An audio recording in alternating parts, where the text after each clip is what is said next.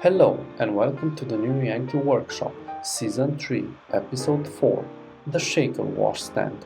Before modern plumbing, people got the water for their wake-up splash from pitchers and bowls, often kept in basins atop handsome wooden stands. Norm draws inspiration for his washstand from an example he sees during a visit to the Hancock Massachusetts Shaker Village. Built from pine, it features through-dovetail joinery in its flared top section and a drawer and raised panel doors below. Enjoy! Shakers had a reputation for being very healthy and living long lives. But if you were unfortunate enough to actually get sick, you might be sent here to the nurse shop. And look at this, an adult-sized cradle. If you didn't feel well, you might be placed in it and rocked to sleep. What a great idea. Lost in history. Now over here is another thing that's been lost in history. The washstand, now replaced by the bathroom vanity. It contains a bowl and a pitcher, but look at the cabinet. A nice small raised panel door at the bottom, a drawer for some smaller items, but the thing that really interests me is the top portion of it. The sides have been flared out, and it takes what might otherwise be a very clumsy piece and makes it very elegant. Now, I'd also like to take a moment to talk about shop safety. Be sure to read, understand, and follow all the safety rules that come with your power tools. Knowing how to use your power tools properly will greatly reduce the risk of personal injury. But remember this, there is no more important safety rule than to wear these safety glasses. Now I'll show you how I built today's project.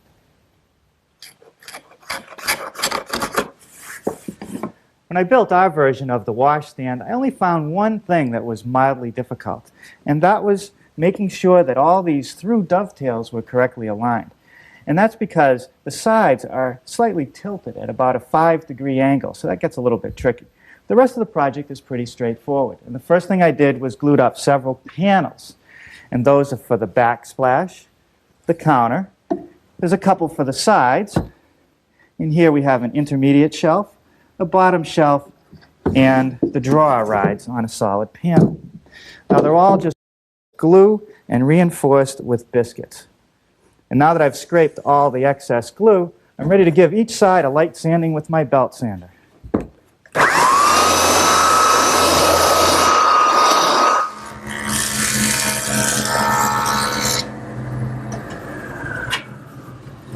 Well, the next step is to rip the panels to the correct width. And that's what this is all about. The first thing I do is take the joiner and make one pass so that I have a perfectly straight and square edge, so that as that edge rides up against the rip fence, the cut on the other side will be perfectly parallel.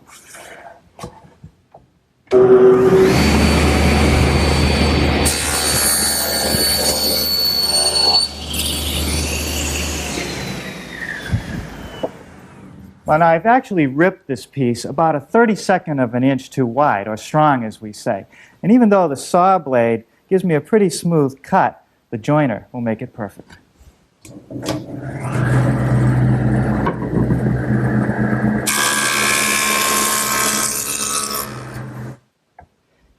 Well, the next thing to do is to cut my panels to length. I'm going to use my new factory-made panel cutter. It has a huge work surface and a couple guides that run in the miter slots of the table saw. It also has a fence along the back, which is perpendicular to the blade. And the first thing I want to do is square up one end of each panel blank.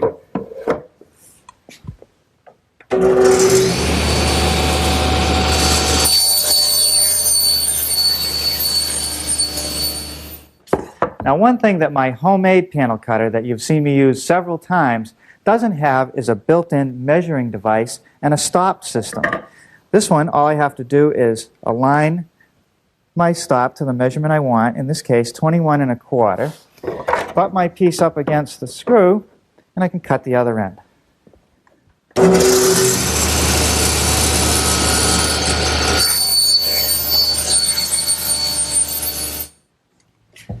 Now the shelves and the drawer support are let into the sides. They fit into dados. Now I'll cut those dados over on the table saw.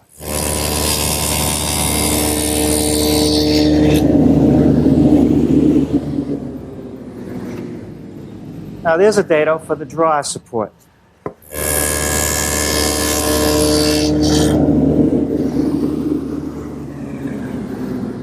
And that takes care of the dado for the bottom shelf.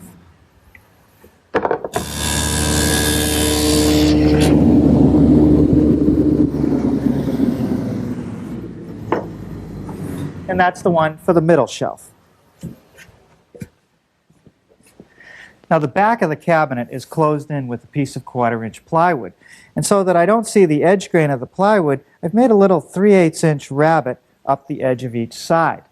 Now I'm going to use the table saw and the dado head cutter, but I've installed an auxiliary wood fence to protect my good fence, and I've covered all but 3/8 of an inch of the dado cutter. And now I'm ready to run the back edge through.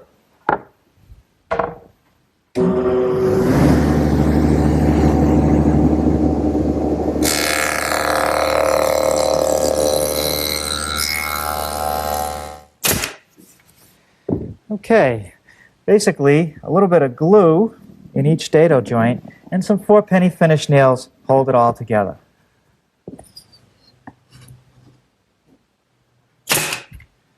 Well, now I'll put the back on using some glue and brads.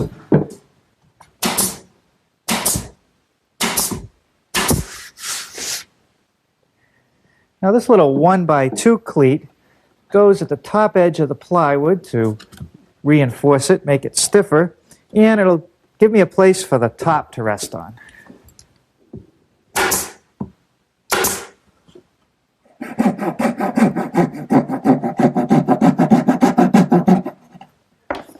Now I've just made a little notch in the top front corner of the top shelf, and that's to receive the stiles a little bit later.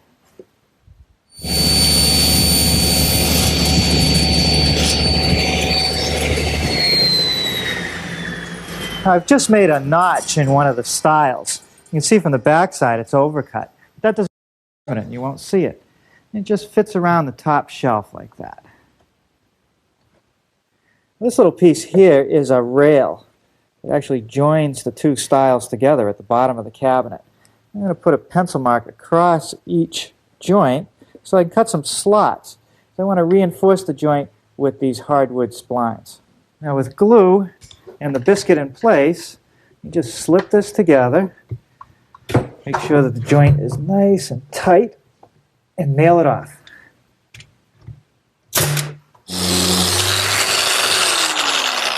Before I do any routing, I'll sand the side of the stile flush with the side of the cabinet.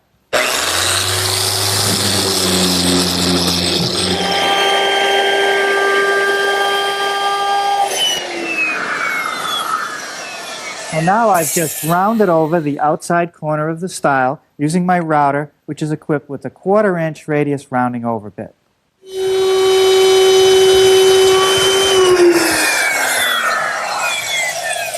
Well, I've just made a V-groove along the edge of that front stile. And to make it, I use my router, which is equipped with a V-grooving bit, and this fence to guide it along the side of the cabinet. Now I'll just turn the cabinet around, do the same thing to the face of the stile.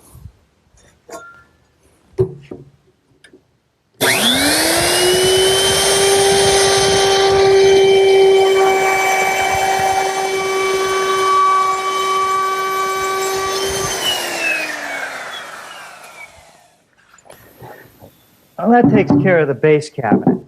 Now let's start working on the washstand. And the first piece I want to cut is the backsplash. I've already ripped the board to the right width, 11.5 inches, and I've got to cut the ends at a slight angle, 5 degrees. So I've taken my miter gauge, turned it to 5 degrees, and now we're ready to make the cuts.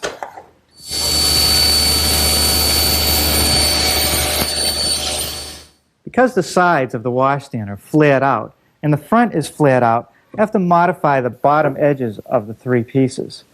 I'll show you why. If I hold a square here as a straight edge along the front, you can see that there's a gap at the bottom of the side piece. And the way to eliminate that is to take it over on the joiner and plane it at 5 degrees. Well, now I'm ready to cut the front piece to length. It'll be cut at the same 5 degrees as I did on the backsplash.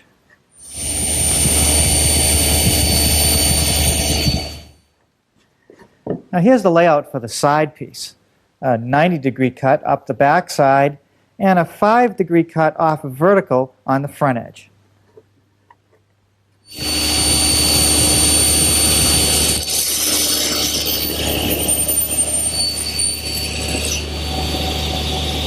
Okay, well, I've just spent about 20 minutes setting up my dovetailing jig for those through dovetails. I've adjusted all these guide fingers to the spacing that I want, and I've taken my router and I've installed a dovetailing bit and this little collar here which will follow the guide fingers. And now I'm ready to cut the tails in the side pieces.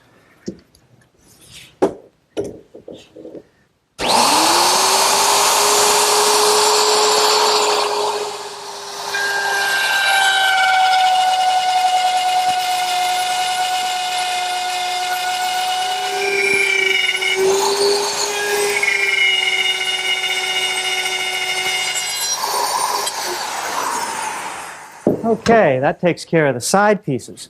Now I'll change the bit in the router and we'll set up to cut the pins in the front and back piece.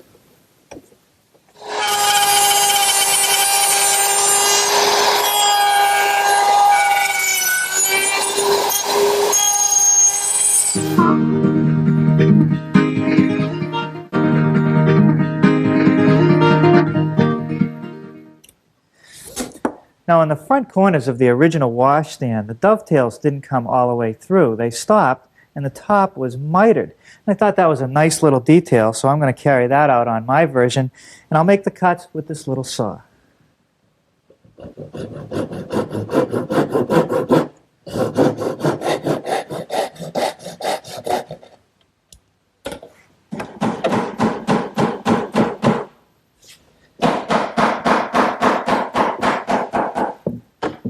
This side's pretty good.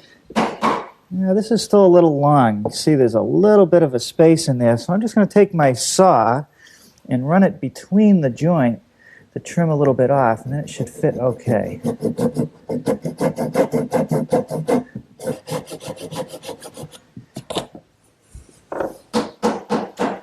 Yeah, that did it. Now the corner fits good, the dovetails, but the side seems to be just a bit higher than the front.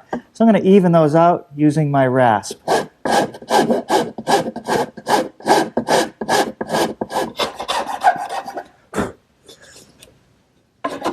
Okay, those are nice and even. Now before I glue it up, I'm going to take it apart and round over all the top edges.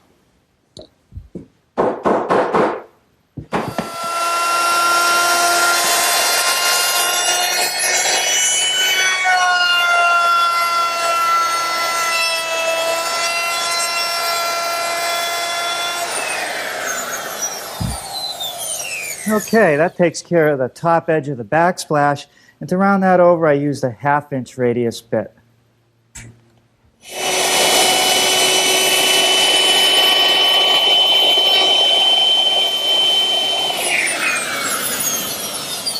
Now for the top edges of the sides and the front, I'm using a 3/8-inch radius bit, but I've only raised it up just a little bit. Just want to knock the corners off.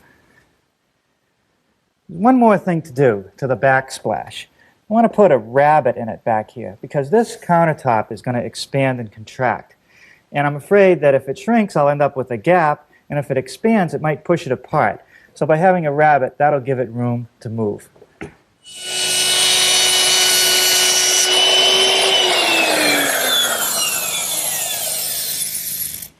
just spread a thin coat on all the right surfaces, and then fit it together.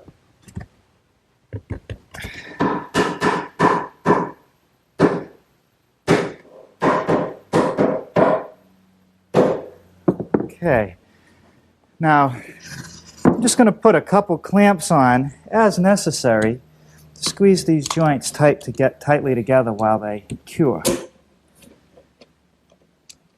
Okay, now the bottom of the washstand has to fit inside the frame. And remember, the sides are flared out at 5 degrees. So I've set up my table saw to make all the bevel cuts with the blade also tilted at 5 degrees to match the frame.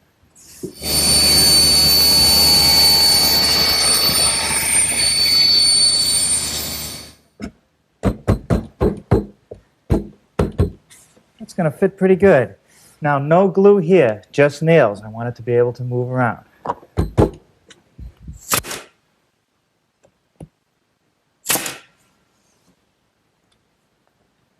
The door for our washstand consists of stiles, rails, and a raised panel, and they're held together with mortise and tenon joints.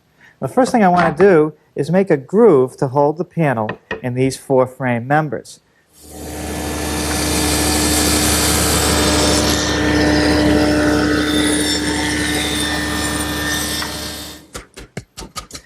Now there's one of the mortises in the stile, about 1 3/4 deep, and I made it using my drill press, which is outfitted with this mortising attachment. And it's really nothing more than a square chisel with a drill that goes down through it. And the drill does most of the work, and the chisel just squares it up.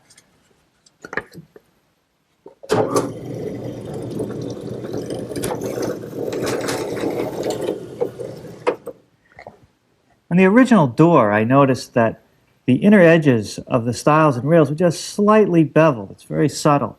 So to do that, I've set up my joiner, and I've tilted the fence to 15 degrees, and now I'll run the pieces through.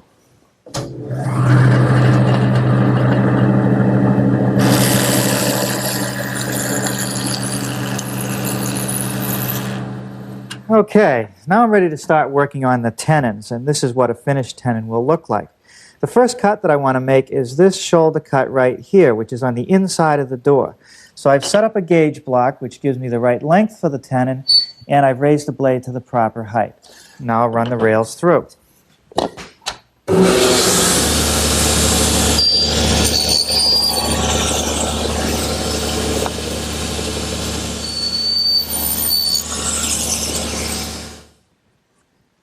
Now I'm ready to make this little haunch cut in the tenon.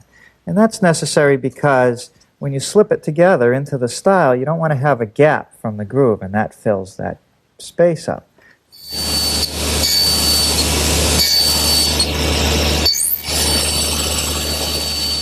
The next thing I want to do is make the cheek cuts on each side of the tenon. Now, because the tenon is not perfectly centered, there'll be 2 setups. But first I'll cut the side that's the face side of the door. I'll use my 10-inch jig, and I'm all set up to go.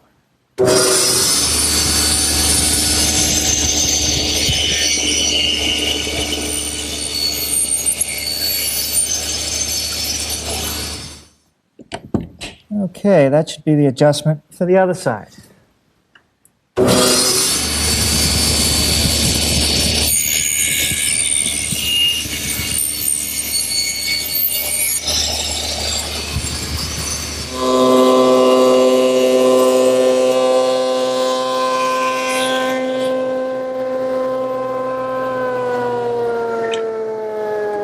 Well, you could raise a panel for a door a lot of different ways. You could use a table saw, you could use a router, but nothing beats the shaper. It does the best job. That panel fits in there pretty good. No glue there, though. That should just float. I've already applied the glue to the tenons. And we'll just slip this stile on, clamp it up, and pin it all together with some dowels.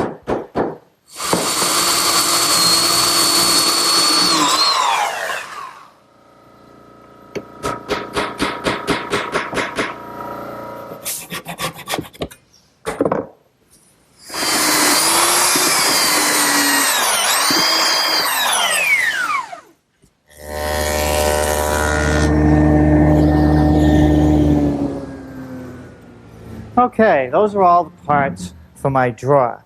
Here are the 2 sides, and I've already used a dado cutter to put a groove along the bottom edge for the plywood. I've also put a groove at this end of the side piece, and that's for the back to fit into. Now the front piece, which I just rabbited along the bottom edge and the ends, will be connected to the side piece by means of half-blind dovetails.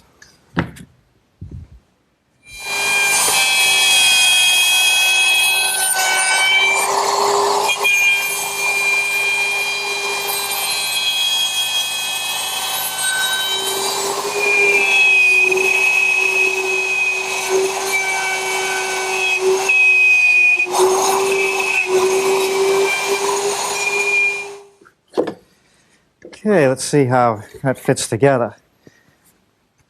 This is known as a half-blind dovetail because you only see one side of it. That's pretty good.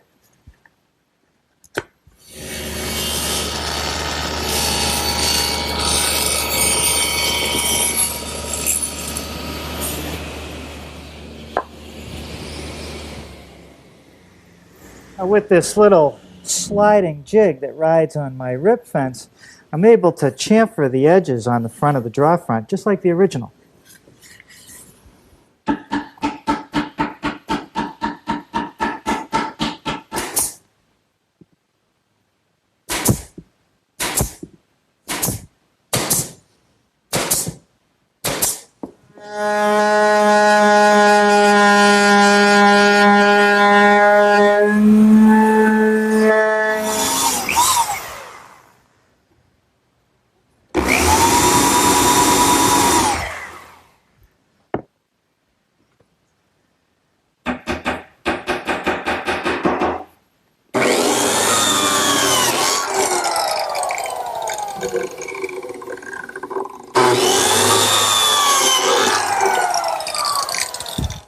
These biscuits, with a little bit of glue, will secure the washstand to the base.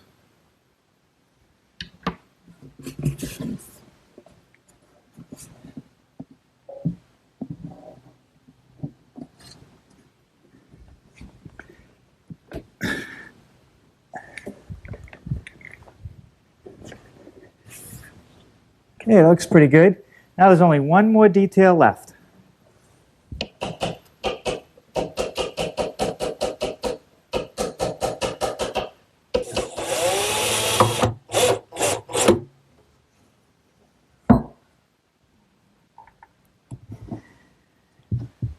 Well, it looks like this is ready for some paint and some stain. Well, now the finishing scheme for our washstand is to paint the bottom a nice putty color. And up at the top, I'm going to use a clear, water-soluble polyurethane because paint might chip, and I don't want to cover up these dovetails. I want them to show. Now this will give me a nice, hard, durable finish. And it won't yellow. Now this is the first of two coats for the base. It's a latex underbody. It's not the final color. That goes on next.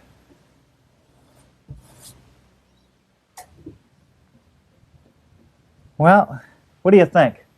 The manufacturer of this acrylic latex paint named it Hancock Gray, maybe after the Hancock Shaker Village. It's a nice old-timey color. Well, that's what our washstand looks like when it's all painted and urethane. And I can think of at least a dozen places where I can use this piece around my home. Thank you for watching. For more, please like and subscribe.